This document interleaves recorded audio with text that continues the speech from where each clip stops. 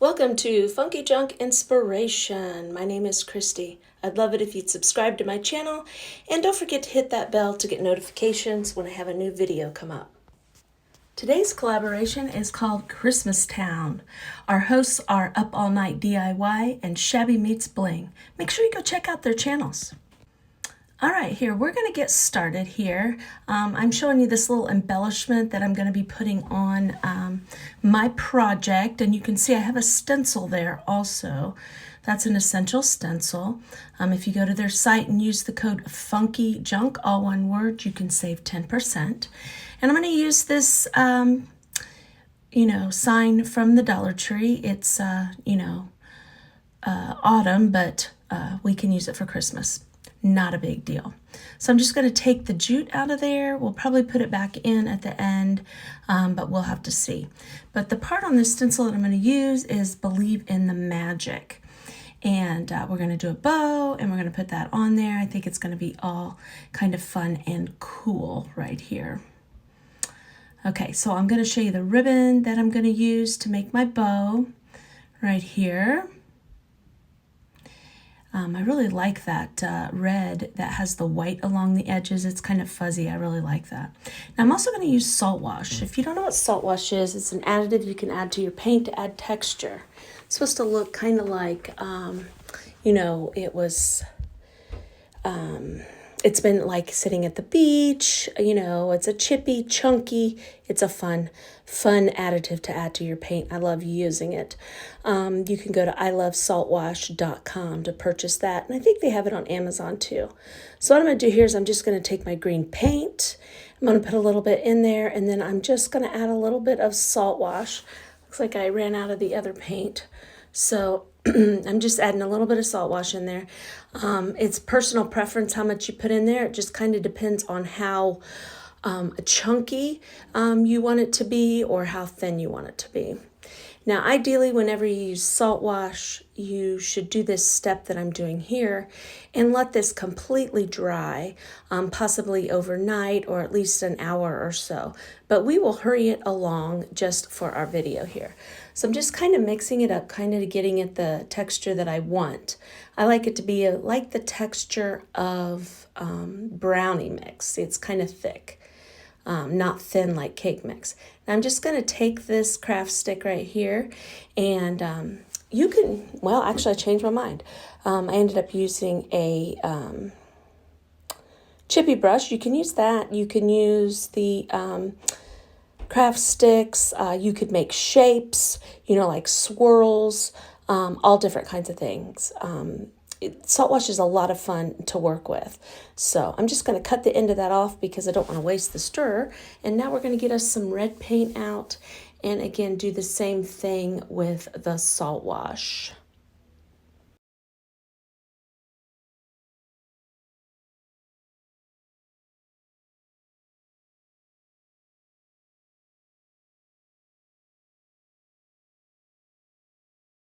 It is best to try to get it dry between each layer. Of course, it's just like painting. You don't want them to mix together or whatever. So I'm just kind of holding my dryer there, getting that a little bit dry before we go in with the red. And I'm using this Rust-Oleum chalked paint. I love this paint. I buy it by the quart, and then I put it in the FIFO bottles. So makes it kind of nice. 1 quart fills up one and about a little more than half of another FIFO bottle is what I was trying to tell you there. So again, I'm going to cut the end of that off because we're done with it so that we can use it. Don't want to be wasteful. And here we go. I'm just putting red paint just randomly on here. Now this is going to look kind of crazy when we get it all done, but the end result is absolutely amazing. I absolutely love it. There's so many different ways that you can use salt wash. I can't explain all of them, but there are some amazing things to use. And if you like texture and different kinds of backgrounds and stuff, get you a little can of it and try it and see if you like it. Use just a little bit. A little bit goes a long way, but you can definitely try it out. It'd be fun. I was kind of showing you there on the FIFO bottles, the ends, they have yellow, they have green. That all depends on how much comes out when you squirt it. I think the green is pretty fine. The yellow is kind of a medium. So that's what I was showing you there. Okay, now see, I was showing you here on this project here, I did the same thing with the salt wash and used it underneath. So I was just kind of showing you what we were getting to on this right here. So now I have room in that little bowl, so I'm going to go ahead and put the black over there because I'm going to add black on here too and some salt wash too, and just kind of keep them separate. If they get mixed up, they get mixed up. It's not really that deep. Just, you know, just because I had room in there. And a little, you don't need a whole lot of paint when you do this.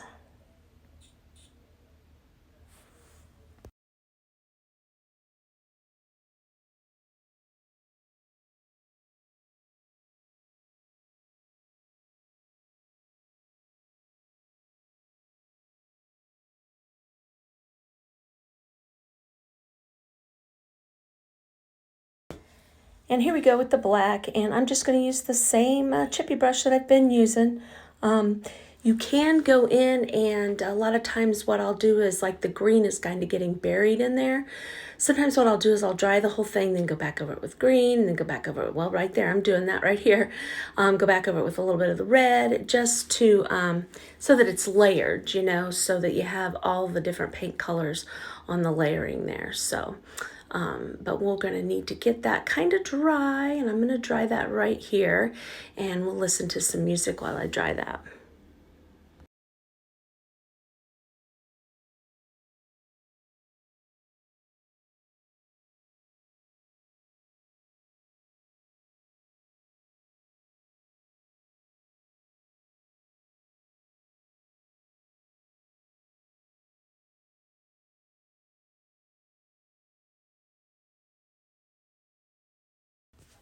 As you can tell, I made that go a little bit faster. Anyway, so now we're going to take the white paint right here, and we are going to just, again, that is chalked paint by Rust-Oleum, and we are going to kind of dry brush that on there, but we're going to kind of put it a little bit thick. Okay, I don't want to have it too thin because we kind of want to cover everything, but you still want to see it a little bit, but not a whole lot. And another thing, see all that beautiful texture, you guys. When I'm putting that paint on top, I'm getting the paint underneath wet again. So I am reactivating that, and I can smear that a little bit. So I don't want to go over it a whole bunch, but I just want to make sure that I get it covered. And now we need to get this good and dry because then we're going to do some fun things here. One of the things you can do is you can sand it completely down so it's smooth and it'll still have the textured look. You can leave it a little chunky, which is like how I normally do it. You can sand it, you can scrape it. It's whatever you want to do to get the desired look that you want. So what we're going to do here is we're going to get this a little bit dry. I'm going to show it to you and see how you can see some of it through there and see where it's smeared a little bit, but that don't matter because it's going to look cool. So here what I'm going to do is I'm going to make our bow. So I got my little bow maker out, and we're going to get started on that. Now my ribbon is not two-sided, so what we're going to have to do when we put that on there is, first of all, I'm going to give me a dovetail. Okay, and I'm going to do with the printed side up, and I'm kind of looking, what's nice about this bow maker is it has the size, the links, so that you'll be able to make both your loops on each side the same width. Now I have to twist in the middle so that my print is on the outside of the bow and not on the inside. That is the secret to getting your print all on the outside, is to twist in the middle when you go across there. Just like that. So I'm going to put, I think, 2 or 3 layers of bows, and then we're going to switch to the other ribbon and just continue to go that way with all 3 pieces of ribbon.